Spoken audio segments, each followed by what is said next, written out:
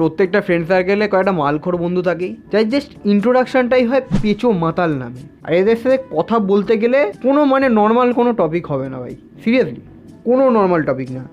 কত এমএল সাথে কত এমএল মেশালে কতটা নিশা চড়ে, এরকম ধরনের টপিক ভাই। Of course if you have a good amount of friend, নাহলে তুমি ইন্ট্রোভার্ট, আর নাহলে তোমার বাবা মা তোমাকে সোশ্যালাইজ করতে পারেনি।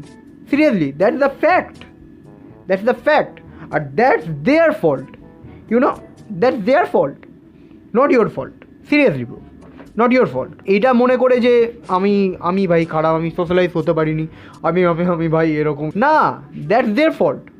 তোমার বাপ মা তোমাকে সোশ্যালাইজ করতে পারেনি, এটা শিক্ষা তো ছোটোবেলা থেকে পাওয়া কথা। That's the fact. ম্যাক্সিমাম ফ্রেন্ডসরা জাস্ট ড্রিঙ্ক করে জাস্ট হাইপ ক্রিয়েট করার জন্য। They are a huge attention seeker man. এরা ভাবে জাস্ট মাল খাবো বাঞ্চোদ।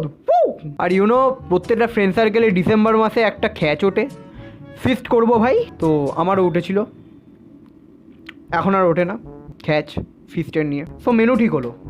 আর if it is a boys feast, it will be like মাংস কষা রুটি, কারণ মাল কিনতে হবে এদেরকে।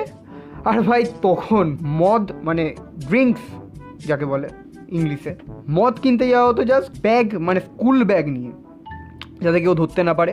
লাইক কেউ দেখতে পেয়ে গেলে স্কুলে গেছিলাম বা কলেজে গেছিলাম বা কোচিংয়ে গেছিলাম। তো এখন ভাই ওসব না, এখন ভাই ডাইরেক্ট পকেটে নাহলে বা হাতে সামনে নিয়ে যাবে, বলবে যে হ্যাঁ হুইস্কি নিয়ে যাচ্ছি bro, I am cool. So দেখো, ফার্স্ট অফ অল বলে রাখি, যেই ফিস্টটাতে চুতিয়াপ্পা হয়, ছ্যাবলাপনা হয়, এই ফিস্টটা কখনো কোনো মেয়ের বাড়িতে হয় না। আসল ফিস্ট ভাই ছেলেদের। আর এই ফিস্টটা ভাই সিরিয়াসলি এমন একটা ছেলের বাড়িতে হয় যার বাড়িতে জাস্ট কিচ্ছু বলে না, জাস্ট কিচ্ছু না। ইটস লাইক এরা ওর বাড়িতে মাল খাবে, ড্রিঙ্ক করবে ভাই, ড্রিঙ্ক, জল নয়, ওয়াটার নয়, মদ, অ্যালকোহল।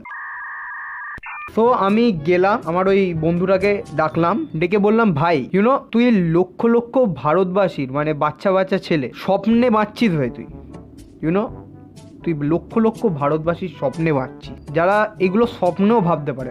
আমার ভাই জাস্ট এরকম জাস্ট এই মেন্টালিটি এনে দিলে ভাই আমার বাবা মায়ের আর কিছু চাই না ভাই। আমি আমার বাড়িতে ভিডিও বানানোর টাইমে আমি যদি একটা গালাগাল দিয়ে দিই ভাই, পাশের ঘর থেকে আওয়াজ আসে ভাই, সিরিয়াসলি পাশের ঘর থেকে আওয়াজ আসে। তো আমি আমার একটা বন্ধুর নাম রাখছি আমি এখন রাজীব, এটা একটা ক্যারেক্টার, আমি বোঝাচ্ছি উদাহরণ দিয়ে। তো রাজীব হলো একদম শাই, এক লজ্জাবতী লতার মতো, যে ছেলেগুলো হয় সেই রকম ছেলে।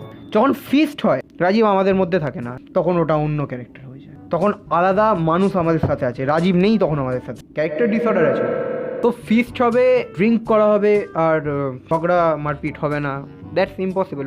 দুটো প্যারালেলি চলে একসাথে, ঠিক আছে, একসাথেই চলে প্যারালেলি, কারোর না কারোর সাথে ভাই সিরিয়াসলি হবেই, নয় ওর সাথে, নয় ওর সাথে, নয় রাজীবের সাথে, কারোর সাথে না কারোর সাথে, বা আমার সাথে তো হয় না ভাই, কারণ আমি ড্রিঙ্ক করি না। তো আমি সাইড হয়ে দাঁড়িয়ে থাকি আর রঙ্গ দেখি ভাই, ভিডিও করি, এদের স্ট্যাটাস দেবো বলে অবভিয়াসলি, কারণ দুটো শুয়োর দুটো চুতিয়ান লড়ছে ভাই, এর থেকে মজার জিনিস হতে পারে না ভাই, সিরিয়াসলি। তো আমি এটা দেখি দাঁড়িয়ে, ভাই একে সামলে যেতে বল, ভাই একে সামলে যেতে বল, এ জানে না আমায় আমি কে, ঠিক আছে, সামলে যেতে বল ভাই। তুই কি চেনাবি? হ্যাঁ তুই কি চেনাবি? হ্যাঁ ও আমাকে কি চেনাবে? তোকে আমি চিনি, হ্যাঁ তোকে আমি চিনি, হ্যাঁ। আর ব্রো, এক হয় ড্রিঙ্ক করে চ্যাট করা, আর এক হয় চ্যাট করার সময় দেখানো যে আমি ড্রিঙ্ক করেছি, সিরিয়াসলি। আর এরা এটাকে কুল ভাবে, কথা বলা স্টাইল, ড্রিঙ্ক করেছি শুনলে মেয়েরা জাস্ট ফ্ল্যাট হয়ে যাবে, ফ্ল্যাট। ফাক অফ ম্যান, সিরিয়াসলি ফাক অফ। কেউ জানতে চায় না তুই ড্রিঙ্ক করেছিস নাকি গু খেয়েছিস, কেউ জানতে চায় না। They don't give a shit about that, they don't give a fuck about you bro, seriously কেউ জানতে চায় না, লিটারালি কেউ না।